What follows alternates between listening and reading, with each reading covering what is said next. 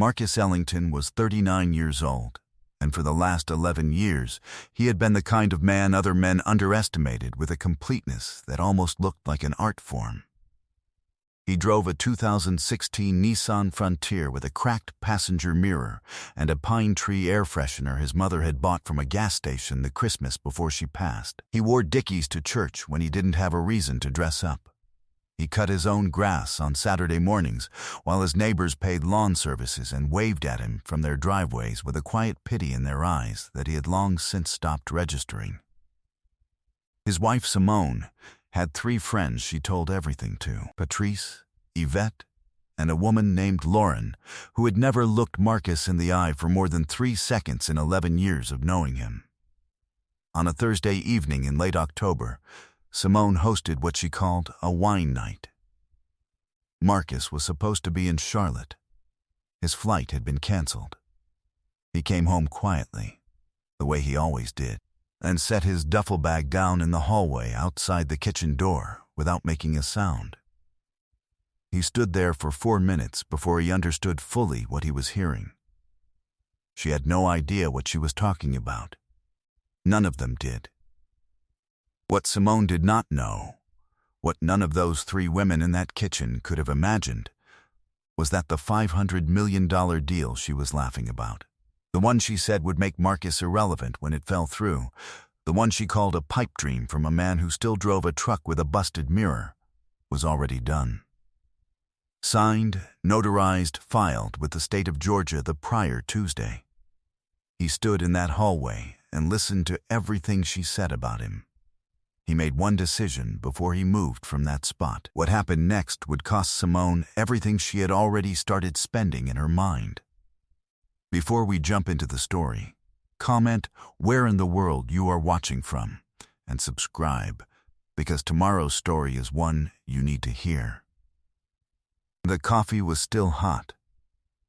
Marcus Ellington sat at the kitchen table he had refinished himself 3 summers ago, stripped it down to bare pine, restained it in a deep walnut, and sealed it with 4 coats of polyurethane over 2 weekends. It was the best piece of furniture in the house, and Simone had never once mentioned noticing it. The morning light came in through the east window and caught the grain on the tabletop in a way that still satisfied him, the way a carpenter feels looking at something they built to last. He had a mug in both hands, and the sound of the neighborhood waking up around him, sprinklers, a school bus reversing down the block, the distant percussion of someone's leaf blower 2 houses over. His name was Marcus James Ellington, and he was, by every visible measurement, a project manager at a mid-tier construction and development firm in Atlanta, Georgia, where he had worked for 9 years and earned a salary that was comfortable and unremarkable. He wore his company polo to the office. He brought his lunch in a soft-sided cooler. He took the same route to work every morning, and the same route home. His grandfather, Clarence, had raised him in a narrow house in East Point, with 1 working bathroom and a workshop in the back where they spent most of their free hours. Clarence was a pipe fitter who could look at any system, plumbing, electrical, structural, and tell you within 60 seconds where the failure was going to come from. He used to say, from behind a length of copper pipe he was cutting, "Boy, the work doesn't lie. People lie. Materials lie sometimes. But the work itself, the actual work, always tells you the truth eventually." Marcus had built his entire professional life on that principle. He met Simone at a rooftop happy hour in Midtown 7 years after he moved to Atlanta. She was in pharmaceutical sales, newly divorced from someone she described as emotionally unavailable, and she had a way of entering a room that made everyone in it recalibrate their attention. She was sharp and beautiful and very funny in a way that could turn quietly cutting when she was tired or annoyed. On their 3rd date, she told him she had never been with a man who wasn't ambitious, and he had smiled and said nothing. That smile was the only answer she ever got to that statement, though she never seemed to understand that. They married after 2 years. She quit pharmaceutical sales and started a boutique event planning firm, which she called Simone Events, and which Marcus quietly funded through a separate business account she knew existed, but whose full balance she had never seen. She had been good at the work in the beginning. Excellent, actually. He had been proud of her. The early years were genuine. He believed that without qualification even now. What changed was slow and almost invisible, the way a load-bearing crack works. Not dramatic, not sudden. Just a line that grows by fractions of a millimeter under pressure you can't always see. She started keeping her phone face down at dinner in February of the year before last. He noticed. He said nothing. A man who had spent 9 years identifying failure points before they became failures learned early that you didn't rattle a pipe to find the leak. You watched where the water went. His other phone, the one registered to a holding company called Meridian Horizon Partners, LLC, stayed in the inner breast pocket of his work jacket, where it had always been. As unknown to Simone as his name on the operating agreement, she had never asked to see. 3 weeks before the Thursday wine night, he'd received a call on that phone. He had stepped out to the back porch in the cold to take it, and by the time he came back inside, his hands were warm again, but his face was completely still. She had left her primary phone charging on the counter when she went to take a bath that same evening. He had not touched it. He had watched it. At 9:47 p.m., the screen lit up with a preview notification, and Marcus Ellington read 11 words before the screen went dark again. Those 11 words were enough. He did not sleep that night, though he lay in the bed beside her with his breathing steady and his eyes closed, which was not the same thing. What he did instead was think in the way his grandfather had taught him, methodically, without emotion, the way you approach a system you need to understand before you can repair or condemn it.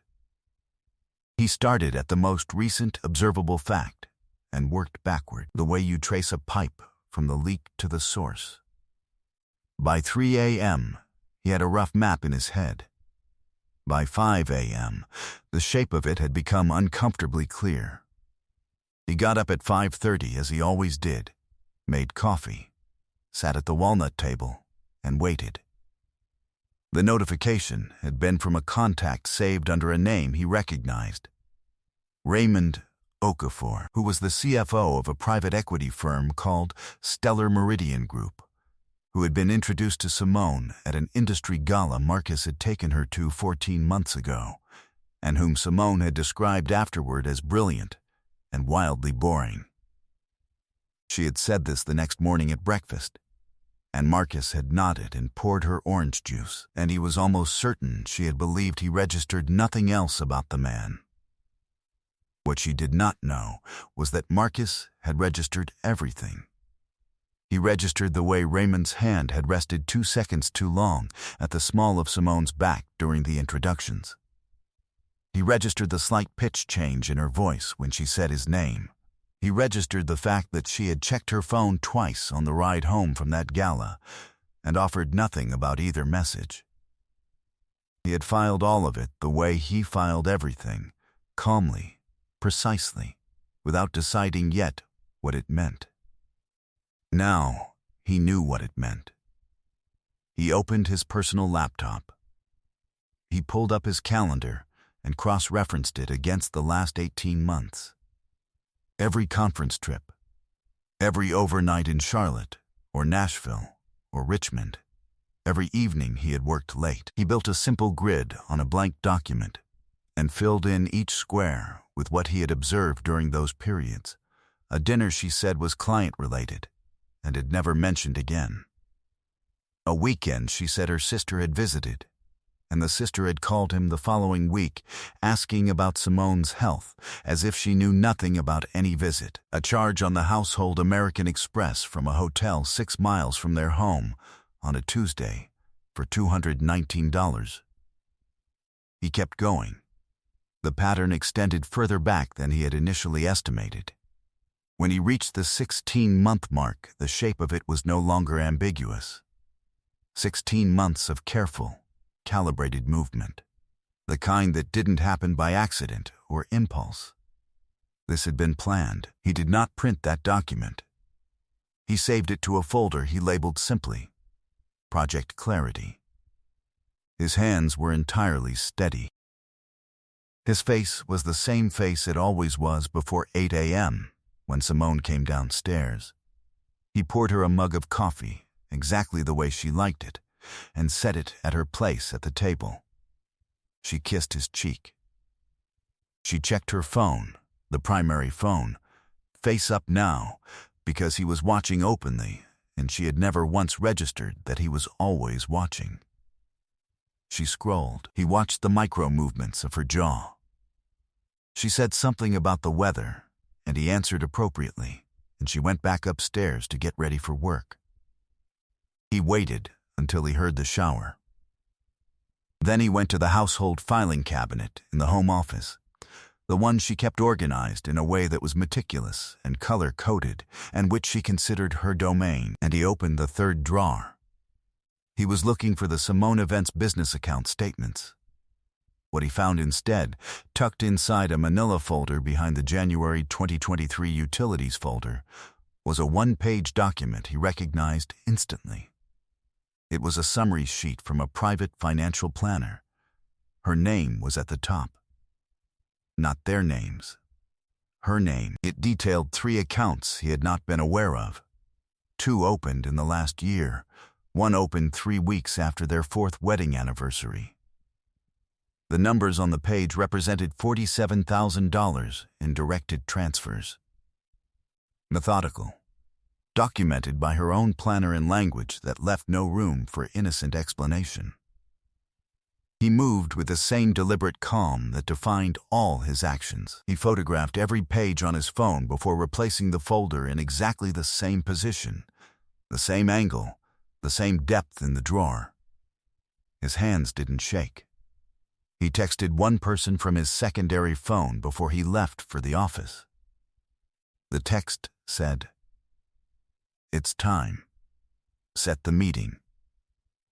He drove to work the way he always did, the cracked mirror flashing morning light, the pine tree air freshener swinging in slow arcs, and inside the cab of that 2016 Frontier, Marcus Ellington allowed himself 1 full minute of something that was not quite sadness and not quite anger. It was closer to the feeling a structural engineer gets when a building he designed is misused. A quiet, technical grief. Then, he let it go. Preparation was the work. Patricia Odom's office was on the 14th floor of a glass tower in Buckhead, and it looked like every corner office in every prestige legal drama except for one detail.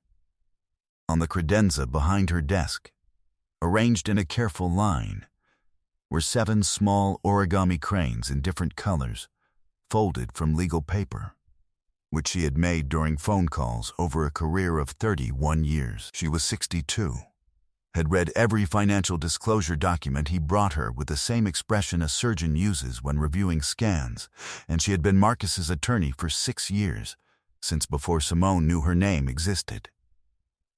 She read the photographed documents he'd sent the night before, while he sat across from her in a chair that was designed to make you feel small, and didn't. She read for 6 minutes without speaking. Then she said, "She's been moving household funds into an account in her name alone for approximately 14 months. The rate increases after each of your out-of-town trips. That's not impulsive. That's scheduled." Marcus nodded. Patricia set the documents down and looked at him with the particular steadiness of a woman who had seen every variation of this story. The Simone Events business account shows draws of $2,200 to $4,700 per month that don't correspond to any documented business expense. Over 14 months, we're looking at approximately $47,000 in funds she cannot account for through the business. She paused. I assume she's unaware of the Meridian Horizon filing. She's unaware of most of it. Patricia did not smile. She did something more useful. She made a note, neatly, and circled it. Then we have everything we need to respond appropriately. I'll need 2 weeks. He stood to leave. She said, without looking up, Marcus. She picked the wrong man to misread. He said. She picked a man she thought she could see all the way through. He took his jacket from the arm of the chair. That was the first mistake. His Uncle Rudy still lived in the same house in College Park he'd owned for 34 years, with a side yard full of tomato plants that Rudy tended with a patience that bordered on the spiritual. Marcus sat on the back porch with him the following Saturday afternoon, while Rudy turned a jar of sun tea between his palms and watched the light move. He had told Rudy everything. Rudy was quiet for a long time after. Then he said, "You remember when you were about 12, the winter the pipes froze in this house?" Marcus said he did. Pipes didn't burst right away. The cold got in and the water stopped. But the pipe itself looked fine from the outside. Your grandfather walked the whole house looking at the pipes, and I kept saying, "It looks okay, Clarence. It looks okay. It looks okay." He set the jar down. He said, "Rudy, a thing looking okay is not the same thing as it being okay. Give it time and it'll tell you the truth." He looked at Marcus. "How long do you think you missed this?" "I didn't miss it," Marcus said. "I was waiting for it to tell me the truth." Rudy nodded slowly. "That man she's been keeping company with." "Raymond?" Marcus looked at him. Rudy said, "I've seen his name before. About 4 years back, before you two were married, there was a woman in Decatur. Married woman. He took her for $80,000 before her husband figured it out." He picked up his tea. "I know this because her brother used to work with me at the plant. He told me the whole story." He paused. "Never thought I'd have reason to tell it to you." Marcus was quiet. "Now I'm telling it to you," Rudy said, "because you should know exactly what kind of man you're dealing with." He drove home with one more piece of the picture in place. That evening he called Patricia and gave her Raymond Okafor's full name, his prior employer, and the name of the woman in Decatur. By Sunday night she had confirmed the civil judgment, $78,400, filed in DeKalb County, settled quietly, expunged from public record through a process that had cost Raymond's employer's legal team considerable effort. She also confirmed that Raymond's current firm, Stellar Meridian Group, was under preliminary SEC review for a valuation methodology that did not survive scrutiny. She forwarded the filing to Marcus in a single PDF at 9:54 on a Sunday night, with no message attached. He printed it, 3-hole punched it, and placed it at the front of Project Clarity. That Monday he came home at his normal time. He changed out of his work clothes. He sat at the walnut table while Simone heated up a pasta dish she'd ordered from a catering service she called her own cooking when she was tired. He asked about her day. She asked about his.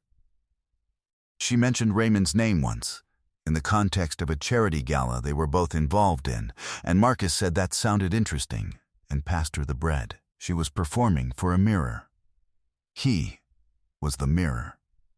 Some things you don't say until the room is right. That was something his grandfather had said once about negotiation, about structural disagreements, about the moment you brought the building inspector in. You didn't announce the problem. You waited until the evidence could speak for itself in a room where everyone who needed to hear it was present and couldn't leave. He ate his pasta. He said goodnight. He slept better than he had in months. The meeting was set for the third Thursday in November at 10 a.m. in Patricia Odom's conference room on the 14th floor, which had floor-to-ceiling windows that looked out over the city on a clear fall morning with the light hitting everything at a low, golden angle. Simone arrived thinking it was a routine consultation Patricia had requested about an estate matter Marcus had mentioned vaguely 2 days before. She came in her professional clothes, the one she wore to client meetings, the navy blazer and the pearl earrings.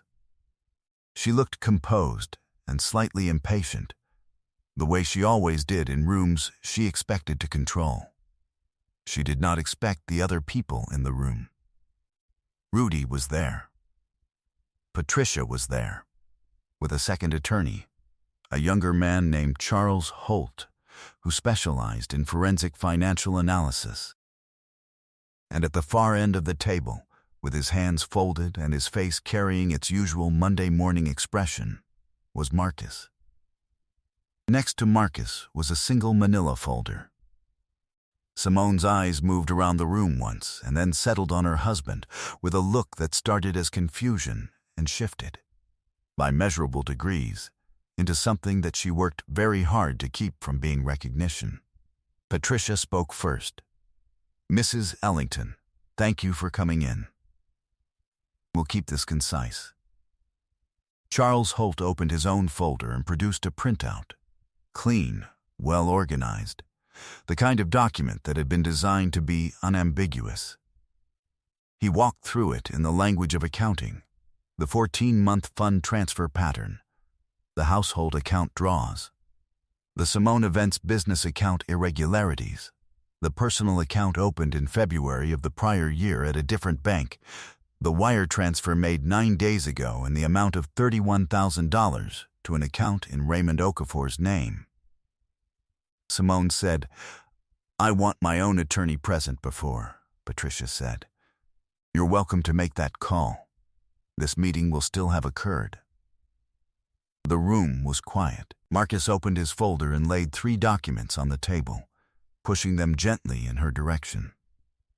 The first was the estate filing for the Clarence Ellington Family Trust, his grandfather's estate, which Marcus had administered since he was 27, and which contained assets she had never been told existed. The second was the operating agreement for Meridian Horizon Partners, LLC, along with a letter from the lead attorney on the $500 million infrastructure deal that had closed on October 17th. The third was a printout of the SEC preliminary review filing for Stellar Meridian Group, with Raymond Okafor's name highlighted in the second paragraph. He watched her read. He watched the precise moment she understood the distance between what she thought she knew and what was actually true. She tried twice to speak. The second time she got a full sentence out. "Marcus, I made a mistake. I know what this looks like. And his Uncle Rudy said quietly, from the end of the table, "Simone," just her name. That was all he said, but the way he said it closed the sentence she was building before it was finished. Marcus gathered his documents and slid them back into the folder. He stood. He said, "I built things my whole life, Simone. The table in our kitchen. The deck in the backyard. 12 years of infrastructure work in 5 cities. And I've learned one thing that holds true across every single project." He picked up his jacket from the back of the chair. "If the foundation isn't honest, the whole structure comes down eventually. The work always tells you the truth." He nodded to Patricia. He nodded to Charles. He looked at Rudy for one moment and saw something on his uncle's face that had no name, but that he recognized. He walked to the door. He did not look back. 7 months later, Marcus Ellington sat on the back deck of a house he'd spent 4 months renovating in a neighborhood just northeast of Decatur, with a Japanese maple he'd planted in the corner of the yard that was just beginning to settle into the ground the way trees do when they've decided to stay. The morning was cool and blue and unhurried. He had a mug of coffee and a legal pad with 3 items on it, and the awareness, present in his body like warmth, that there was nowhere else he was supposed to be. The Meridian Horizon infrastructure contract had gone to full execution. The project spanned 4 counties, 2 states, and a public-private partnership that would take 30 months to complete. He had hired 11 people in the first quarter. He had established a trades apprenticeship program through the firm, in partnership with a technical college in East Point, not far from the house where his grandfather had cut copper pipe in the workshop out back. The program was called the Clarence Ellington Initiative, and the first cohort of 12 young men had started in September. A woman named Diana had come to the second fundraising event for the initiative at the invitation of a mutual friend, and had asked him 3 questions over the course of the evening that were more interesting than any conversation he'd had at a professional event in years. She was an architect. She had her own firm. She had a calm way of being present that he had noticed the way he always noticed things, quietly, without announcing it. He had called her the following week. She was inside now, at his kitchen table, the walnut one, reading something on her laptop, a second mug of coffee steaming beside her. She had said very little this morning, which suited them both. Simone had moved to an apartment in Dunwoody. Her event planning firm had closed in the spring when 2 major clients, connected to the infrastructure sector she had never paid much attention to, had declined to renew. Raymond Okafor had resigned from Stellar Meridian in January, 12 days before the SEC inquiry converted to a formal investigation. He had relocated, according to someone who told someone who eventually told Rudy, to a smaller city where he had family. The civil exposure in his case was significant. Her mother had stopped returning her calls around March. That information had come to Marcus secondhand, and he had received it without comment. He heard about these things the way you hear about distant weather, present, real, but not affecting the conditions where you were standing. He picked up his mug and let the morning be the morning. The maple held its new leaves with the tentative assurance of something that had not yet realized it was going to be here for a very long time. He thought about his grandfather's hands around a length of copper pipe and the particular patience of a man who understood that truth was structural, not a thing you demanded, but a thing you built the right conditions to receive. He was free. He was whole. He was exactly where the work had brought him. Some things, he thought, were worth the patience to build right. I hope you enjoyed that one. Be sure to like the video and subscribe so you don't miss the next story. I've picked out 2 more for you that I think you'll really like.